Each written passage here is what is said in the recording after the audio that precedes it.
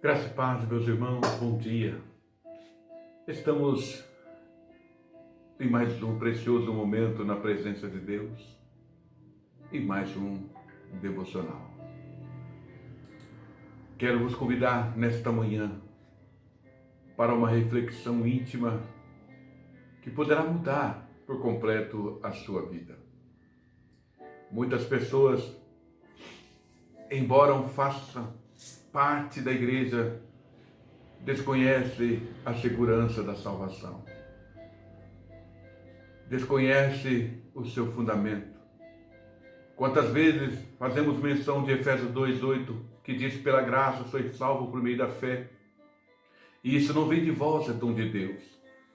Não vem das obras para que ninguém se glorie, porque somos feitura sua, criadas em Cristo Jesus, para as boas obras, as quais Deus preparou para que andássemos nela. Deus, ele salva o pecador pela sua graça e para a sua glória. Os grandes pregadores do passado creram e pregaram sobre a graça de Deus. Agostinho, Lutero e tantos outros afirmaram a tese de que somos totalmente dependentes da graça de Deus, e essa verdade tem que ser reafirmada nos dias de hoje. Mas que verdades são estas? Convido você que está me ouvindo para que preste atenção nesta leitura do Evangelho, segundo escreveu São João no capítulo número 6, do verso 35 adiante. Jesus, ele diz: eu sou o pão da vida. Aquele que vem a mim não terá fome. Mas já vos disse que também vós me viste, contudo não crestes. Todos o que o Pai me dá virá a mim, e o que vem a mim de maneira nenhuma lançarei fora. Porque eu desci do céu não para fazer a minha vontade, mas a vontade daquele que me enviou. E a vontade do Pai que me enviou, esta, que nenhum de todos aqueles que me deu se perca, mas que eu o ressuscite no último dia. No verso de número 36, nós encontramos a primeira verdade. Jesus diz: vocês me vistes, contudo não credes. Aqui se trata de pessoas que tiveram o privilégio de ver Jesus, de contemplar os seus feitos e não creram. E por que não creram? Porque é impossível por si próprio fazer esta escolha. A Bíblia fala que em pecado me concebeu minha mãe, e desde o nosso nascimento a inclinação do homem é para o mal. O nosso maior inimigo não é externo. Nosso maior inimigo, a qual iremos enfrentar, somos nós mesmos. É o nosso coração. A Bíblia diz que ele é enganoso. O ser humano é escravo de si mesmo, é escravo da carne, é escravo de Satanás. E a Bíblia diz que o homem está morto. Efésios 2:1 diz: ele nos deu vida, estando nós mortos nos nossos deleites e pecado. E o morto não tem condições de escolher nada, de sentir nada. Ou Deus age em nossa vida, ou jamais o homem poderá ser salvo. Esta é a primeira verdade. Somos dependentes da misericórdia de Deus. No verso 37 nos diz: todo que o Pai me dá virá a mim. Encontramos aqui a segunda verdade, nos quais os teólogos do passado chamavam de eleição incondicional. E nós podemos chamar de escolha soberana de Deus. Aqui, meu irmão, você pode se alegrar em saber o quanto você é agraciado por ter sido alcançado por esta graça. João, no seu Evangelho, no capítulo 15, verso 16, ele diz: não escolheste vós a mim, mas eu vos escolhi. Você só veio a Cristo porque o Deus Pai deu você ao Deus Filho. E isto é chamado de eleição. Em outras palavras, não foi você que escolheu ou aceitou. É uma conotação errada que dizemos constantemente quando você sentiu no teu coração o desejo de seguir a Cristo, de ter a sua vida mudada. É que Deus já te escolheu desde a eternidade.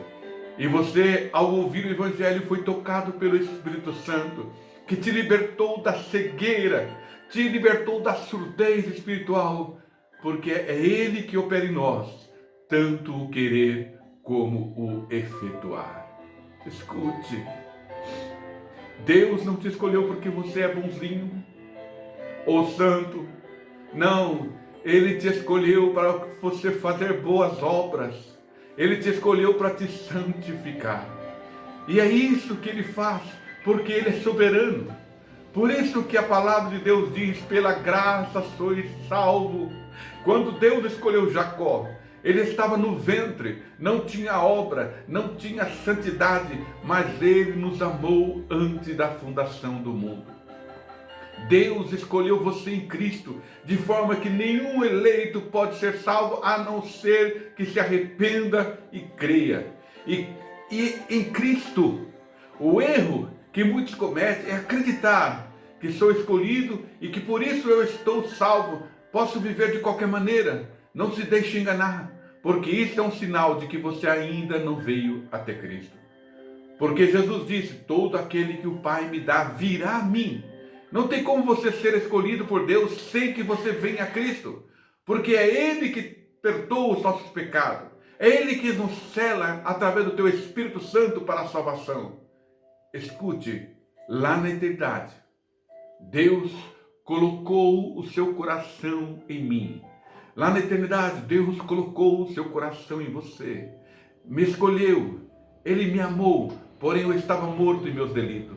Jesus morreu por mim e através da sua expiação, agora em Cristo, eu sou salvo da morte eterna. Jesus morreu para me salvar. A morte dele é substitutiva. E todo aquele que o Pai dá, vem a mim e recebe a vida eterna. Isso está claro em Romanos 8,30. E o que o predestinou, a este também chamou. E o que chamou, a este também justificou. E o que justificou, a este também glorificou. O evangelista João, no capítulo de número 10, a partir do verso 14 a seguir, diz que Jesus recebe este nome porque Ele salvará o povo do pecado. O bom pastor dá sua vida pelas ovelhas. Também há outras ovelhas que não estão neste aprisco. É necessário que os conduza também a eles, e eles ouvirão a minha voz.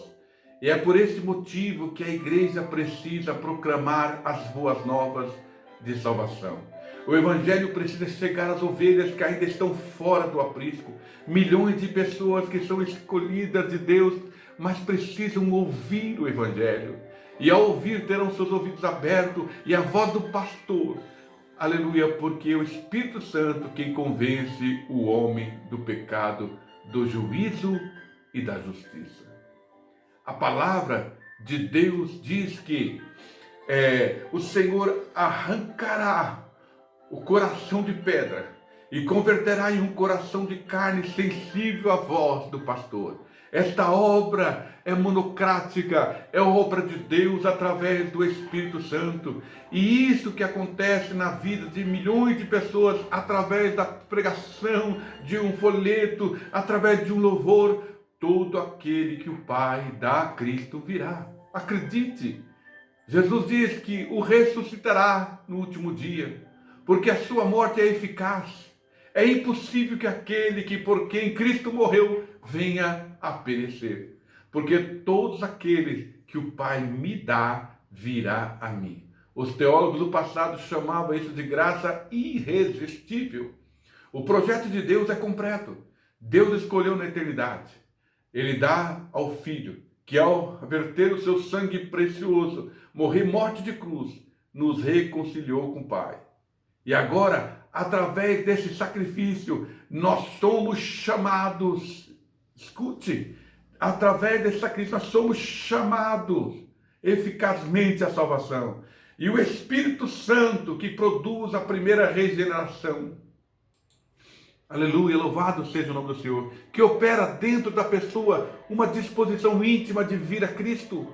E com isso vem a fé e a confissão que a pessoa faz ao vir a Cristo e ser atraído por Ele. Por esta graça, por este chamado tão especial. Eu me lembro deste processo em minha vida no ano de 1996. Naquela semana, o Espírito Santo iniciou em minha vida a regeneração, que culminou com a minha conversão. E ao ouvir a voz do Supremo Pastor através de uma missionária usada por Deus para cumprir esse propósito, não foi numa igreja, não foi, mas foi em uma casa. Paulo, escrevendo aos Romanos, capítulo 8, verso 19, porque a ardente expectação da criatura espera a manifestação dos filhos de Deus. Quantos estão ainda fora do aprisco do Senhor, vivendo esta expectação, aguardando ouvir esse evangelho? Esta é a responsabilidade de cada um de nós que somos cristãos, crentes em Cristo Jesus. Quantas pessoas você alcançou? Quantas pessoas você tem lançado convite neste ano? Estamos no mês de outubro. Para quantas pessoas você falou de Jesus? O que Ele fez na sua vida? Porque muitos estão ansiosos para ouvir você falar deste amor. Você não sabe quem são os escolhidos. Romanos 10, 14, diz assim, como pois invocarão aquele a quem não creram? E como crerão aquele a quem não ouviram? E como ouvirão se não tem quem pregue? Nós somos eleitos por Deus para sermos sal da terra e luz do mundo. E é isso que nós temos que fazer. Isso não tem nenhum valor. É sem sentido se permanecer dentro do aprisco. Nós fomos chamados para fora, para temperar o mundo, para trazer luz às trevas. O que temos feito? A sua parte é convidar, falar, compartilhar deste amor.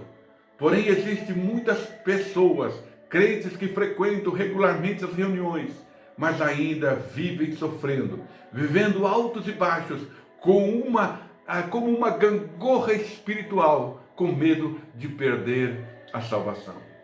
Quantos não compreenderam o fundamento da salvação e acham que precisa fazer alguma coisa para garanti-la? Escute, a segurança da salvação está nas mãos de Deus. Tudo que o Pai me dá virá a mim, e o que vem a mim, de maneira nenhuma eu lançarei fora. Aqui encontramos a certeza da salvação, que todo crente tem que ter, a certeza da vida eterna.